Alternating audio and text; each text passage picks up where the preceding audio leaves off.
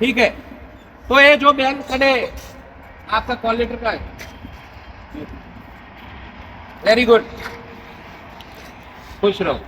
देखो इनकी उम्र 38 साल उम्र है और उनके बच्चे भी हैं। बच्चों को स्कूल भेजना, उसके बाद यहाँ आना और प्रैक्टिस करना बहुत कठिन पड़ता है। तो ये जो बहन है, इनकी इतनी उम्र होने के बाद भी पुलिस कांस्टेबल इन्होंने कितने मिनट में पूरा किया? 9 मिनट में पूरा किया है, बेस्ट है।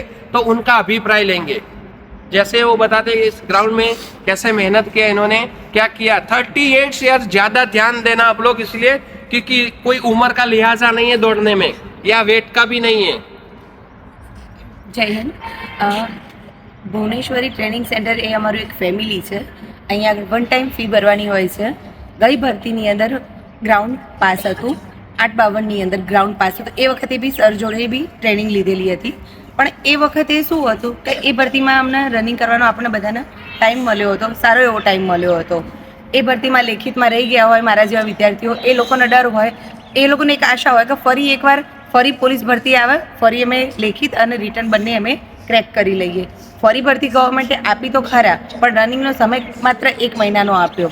23 ડિસેમ્બરે લાસ્ટ ફોર્મ ભરવાની ડેટ હતી અને એ દરમિયાન માર્કેટની અંદર વાત બી આવી ગઈ કે ભાઈ 21 જાન્યુઆરીએ રનિંગ સ્ટાર્ટ થઈ જવાનું છે. 1 મહિનાનો ટાઈમ મળ્યો અમને, પણ અમને એટલો વિશ્વાસ હતો કે સરના જોડે જઈશું તો કંઈક રિઝલ્ટ અમને મળશે. આજીવન ફી ભરેલી હતી અમે અહીંયા ગ્રાઉન્ડની અંદર, અને સરે અમારી પાછળ શરૂઆતના દર મંગળવારે સર અહીંયા આગળ ટેસ્ટ લે છે. શરૂઆતના ટેસ્ટોમાં અમે ફેલ થયા હતા. એનું કારણ એક જ હતું કે આટલા ટાઈમથી અમે રનિંગ કર્યું ના હોય એટલે ફેલ થયા હતા એ વખતે અમે.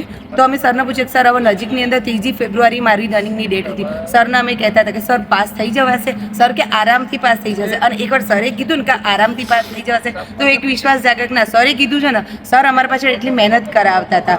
અમને દરેક પર ડે અલગ અલગ રાઉન્ડની સ્ટ્રેટેજી અમને આપતા હતા. આજે તમારે આટલા રાઉન્ડ દોડવાના, આજે તમારે આ એક્સરસાઇઝ કરવાની, રિલે દોડ કરાવતા હતા. એટલી મહેનત અમારી પાછળ કરી છે કે તમે કઈ રીતે પાસ થાઓ, તમારામાંથી નેગેટિવિટીને હટાઈ છે સરે અમારા મગજમાંથી, અને પોઝિટિવ વાઇબ્સ અમને આપી છે. અને એના કારણેથી અમારા ગ્રાઉન્ડની લગભગ દરેક છોકરી પાસ છે.